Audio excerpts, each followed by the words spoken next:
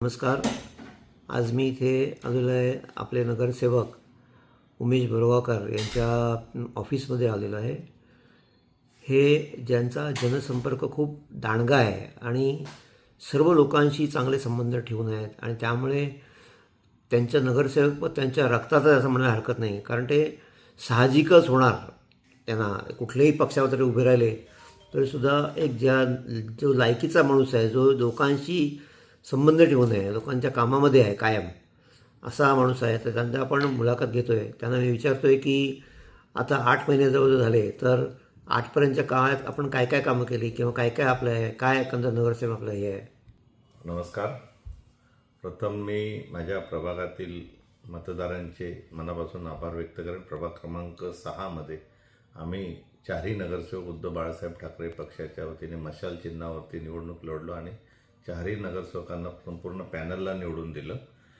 लोकांमध्ये निवडून आल्यानंतर आम्हाला पहिले म्हणजे एकच कमिटमेंट होती की प्रभागामध्ये प्रचंड मोठ्या प्रमाणात अस्वच्छता होती. जागोजागी गटारी तुंबलेल्या किंवा सिवरेजचे प्रॉब्लेम आणि ज्याला आपण म्हणतो की घंटागाडीची सक्षमपणे राबवली जात नव्हती. तर ह्या स्वच्छतेला आम्ही पहिले महत्त्व दिलं आणि पहिले 3 ते 4 महिने फक्त प्रभागातली स्वच्छता, सार्वजनिक स्वच्छता ज्याला म्हणतो की आरोग्याचा जो प्रश्न होता तो मार्गी लावण्यासाठी जे मोठी कामं आपण करूच, पण पहिले स्वच्छतेला महत्त्व दिलं. नंतर आम्ही भगवान नगरचा परिसर असो, पाणी पुरवठ्याच्या ज्या काही लाईन अत्यावश्यक होत्या त्या टाकण्यात आल्या आणि सर्वात महत्त्वाचं म्हणजे एक तळागाळासारखा प्रभाग डोळ्यासमोर ठेवून चारही नगरसेवकांनी आमचा जो नगरसेवक निधी त्या नगरसेवक निधीतनं चौक सुशोभीकरणाची कामं हाती घेतलेली आहेत आणि आम्ही सोसायट्यांमध्ये गेलो, त्यांना काय अपेक्षा आहे की त्यांच्या काय मागण्या आहेत, तर त्यांच्या रस्ते आणि प्रशस्त चांगले चौक सुशोभीकरण ही कामं आता हाती घेतलेली आहेत लोक मागणीनुसार. आणि जे काही आरक्षित भूखंड आहेत त्या आरक्षित भूखंडांना आरक्षणानुसार लोकसुविधा कशी देता येईल त्याचं नियोजन आम्ही करत आहोत. बाकीतल्या इतर समस्या काय आहेत त्या ठिकाणी, किंवा महापालिकेमध्ये जे आता काम चालू आहे त्या ठिकाणी प्रामुख्याने काय काय विषय जातात? नाही बघा, तुम्ही नगरसेवक ज्यावेळेला निवडून येतो त्यांनी त्याच्या प्रभागात कामं केलीच पाहिजे, परंतु तो संपूर्ण महानगरपालिकेचा सदस्य असतो. आज उद्धव बाळासाहेब ठाकरे पक्षाचे नगरसेवक जे 11 निवडून आले, त्यांच्यात जो गटनेता म्हणून माझी निवड केल्यानंतर 11 नगरसेवकांचा प्रमुख ह्या नात्याने हे नियोजनबद्ध कार्यक्रम घेऊन आम्ही हातात उभे आहोत आणि सक्षमपणे विरोधी पक्षाची भूमिका आम्ही बजावत आहोत. तर हे बजावत असताना अनेक काही प्रकल्प आहेत जे आजही बंद आहेत किंवा मेट्रो येण्यासाठी आणि आलं तर कशा पद्धतीने असावी याचं नियोजन, शहराची वाहतूक कोंडी जी प्रचंड मोठी समस्या आहे त्याच्यावरती आम्ही आवाज उठवत आहोत आणि कुठेतरी सत्ताधाऱ्यांना ह्या गोष्टी करून घेण्यासाठी भाग पाडत आहोत. मग अनेक प्रलंबित विषय. आज सर्वात मोठं खड्ड्यांची समस्या आहे. जिथे रस्ते कॉन्क्रीटचे झालेले आहेत तो भाग सोडला तर बाकीच्या रस्त्यांवर खड्डे आहेत. मग हे कसलं लक्षण आहे?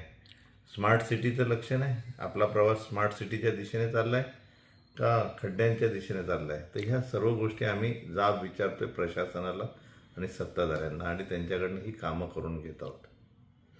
सध्या महापालिकेमध्ये आता एकंदर जे काम चालू आहे त्याच्यामध्ये उदाहरणार्थ सगळ्यात तुम्ही मगाशी बोललात जे रस्त्यावरती जी कोंडी होती गाड्यांची, त्याच्यामध्ये स्टेशनचं जे काम चालू आहे ते थोडं हळू चालू आहे असं नाही वाटत का तुम्हाला? थोडं म्हणजे प्रचंड हळू चालू आहे आणि आमचं तेच म्हणणं आहे की कुठेतरी कॉर्डिनेशन पाहिजे की वाहतूक विभाग, पोलीस विभाग, बांधकाम विभाग, महानगरपालिका आयुक्त, रेल्वे प्रशासन, ST महामंडळ यांचं किंवा न्यायालय.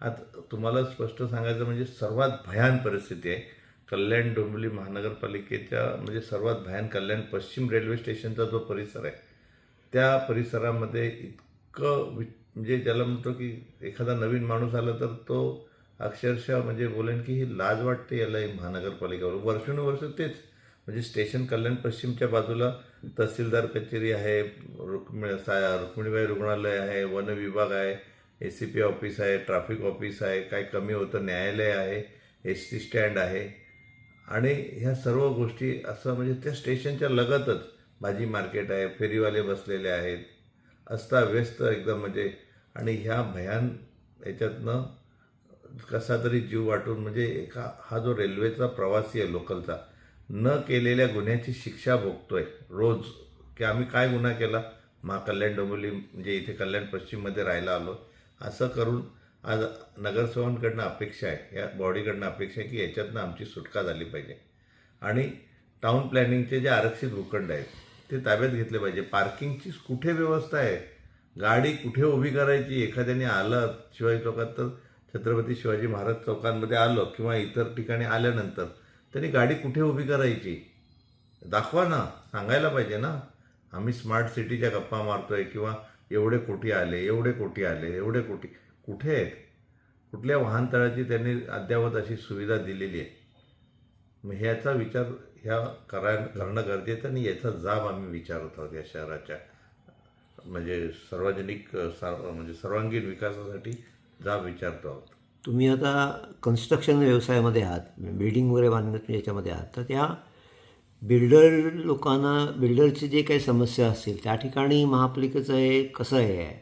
नाही, सगळ्या बांधकाम क्षेत्रातलं म्हणजे MCA जी संघटना आहे त्या माध्यमातून तर अनेक वेळा मिटिंगा होतात, त्यांच्या पण अनेक समस्या आहेत. प्रत्येक मोठमोठ्या बिल्डरला किंवा प्रकल्प विकासकाला जे डिवायडर आहेत किंवा चौक आहेत ते सुशोभीकरण करण्यासाठी दिलेले आहेत. आम्ही स्वतः तो पुढाकार घेतलेला आहे अनेक ठिकाणी. पण ह्या सर्व गोष्टी करत असताना अपेक्षित प्रतिसाद अजूनही प्रशासनाकडनं मिळत नाही. आणि नगरविकास खातं तर एकदम म्हणजे ज्याला म्हणतो ना की कोणत्या शब्दात त्यांचा निषेध करावा ते समजत नाही, इतकं चुकीच्या पद्धतीने त्या ठिकाणी कामं होतात.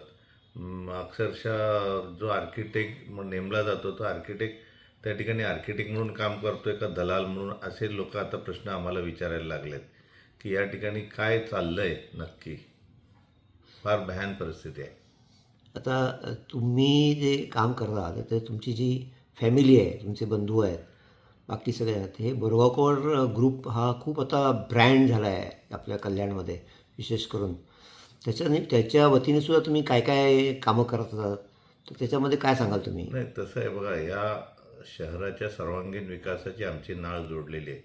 बोरगावकर ग्रुपमध्ये फार मोठ्या प्रमाणामध्ये म्हणजे सर्व 30-35 वर्षाचा प्रवास आहे. आमचे सर्व आप्पा, आमचे मोठे बंधू हे आहेत. आमचे मोठे बंधू राजेंद्र बोरगावकर बापू हे आहेत. पण ह्या सगळ्यांचा आणि आमची तिसरी पिढी आहे आज ह्या परिसरामध्ये, जी ह्या परिसरामध्ये विकास कामं करते. पण सर्वात महत्त्वाचं काय की आम्ही फक्त बिल्डर किंवा विकासक म्हणून नाही, तर ह्या कल्याण शहरामधलं सामाजिक, सांस्कृतिक, कला, क्रीडा, शैक्षणिक अशा विविध क्षेत्रामध्ये जिथे जिथे आम्हाला योगदान देता येईल बोरगावकर ग्रुपच्या वतीने. आज मॅरेथॉन स्पर्धा जी होते ती पूर्ण ठाणे जिल्हा नाही तर भारतात आज प्रसिद्ध आहे, बोरगावकर मॅरेथॉन स्पर्धा. पण त्या माध्यमातून आम्ही एक चांगलं जनजागृती करत आहोत. आणि ज्याला ह्या शहराचा विकासक म्हणू शकतो की या शहराच्या सुखदुःखाशी आमची नाळ जोडलेली आहे आणि या शहराच्या सर्वांगीण विकासासाठी आम्ही कटिबद्ध आहोत. त्यामुळे हा एक विश्वासाचं वातावरण बोरगावकर ग्रुपच्या बाबतीत निर्माण झालेलं. आणि ह्या विश्वास आणि निष्ठेला तडा न जाऊ देता आम्ही हा उद्योग व्यवसाय व्यापार सुरू ठेवत आहोत. आता आपल्या कल्याणमध्ये बाकी ठिकाणी बघितलं तर रेन वॉटर हार्वेस्टिंग किंवा सोलार असं काही प्रकल्प पण तुम्ही राबवत आहे का ह्या सगळ्या ह्याच्यात? आमच्या प्रभागामध्ये अनेक सोसायट्यांना असे बोरवेल होते की ज्या 15-20 मिनटं चालल्यानंतर पाणी येत नाही. मग त्या ठिकाणी आता आम्ही कल्याण डोंबिवली महानगरपालिकेकडनं हा कार्यक्रम घेतलेला आहे की त्या बोरवेलला रेन वॉटर हार्वेस्टिंगच्या सिस्टीमने पुन्हा पाणी भरण्यात येतं. आणि मग त्याच्यात आता ते आम्हाला चांगला रिझल्ट मिळतो आहे. विशेष म्हणजे ह्या कामासाठी नगरसेवक निधी, जसा आमदार निधी वापरला जातो तसं नगरसेवक निधीतनं पण ही कामं केली जावीत म्हणून आम्ही आयुक्तांकडे मागणी केलेली आहे. आणि ज्या जुन्या सोसायट्यांना रेन वॉटर हार्वेस्टिंग कंपल्सरी नव्हतं परंतु आता त्यांना करायचं आहे आणि ज्या सोसायटींची आर्थिक परिस्थिती अत्यंत वीक आहे, कमजोर आहे, तर त्या ठिकाणी त्यांनी ठराव करून दिल्यानंतर नक्कीच त्याबाबत आम्ही नगरसेवक निधीतनंही हातभार लावत आहोत. आता तुमच्या पक्षाच्या तर्फे काय कार्यक्रम आहेत पुढे? पक्षाच्या वतीने काय आता कार्यक्रम म्हणजे मेंबरशिप म्हणा आणि काय असं काय आहे का? पक्षाचं धोरणच आहे 80% समाजकारण, 20% राजकारण. त्याच्यामुळे पक्ष हा आमचा जो शाखा प्रमुख असू द्या, विभाग प्रमुख असू द्या, आज मोठ्या प्रमाणात लोकांशी कनेक्टेड आहेत. आणि तुम्ही उद्याची बातमी तुम्हाला पाहायला मिळेल की परिवहनच्या बाबतीत आमचे उपनेते आदरणीय विजय साळवी साहेब यांनी परिवहन व्यवस्थापकांना घेराव घालण्याचा एक नियोजन केले की वाहतुकीच्या संदर्भात म्हणजे परिवहन सेवेचे जे निष्काळजीपणा आहे आणि एक दुर्लक्षित आणि ढबगाईला गेलेली परिवहन की कल्याण डोंबिवली महानगरपालिकेची परिवहन व्यवस्था एकदम कधीही बंद पडू शकते अशा परिस्थितीमध्ये आहेत. तर त्याच्यावर त्यांनी आवाज उठवला आणि याच्या आधी त्यांनी असे आंदोलनं झालेत. शिवसैनिक हा जागृत आहे आणि संघर्ष करत आहे. गुड. धन्यवाद. थँक्यू. धन्यवाद.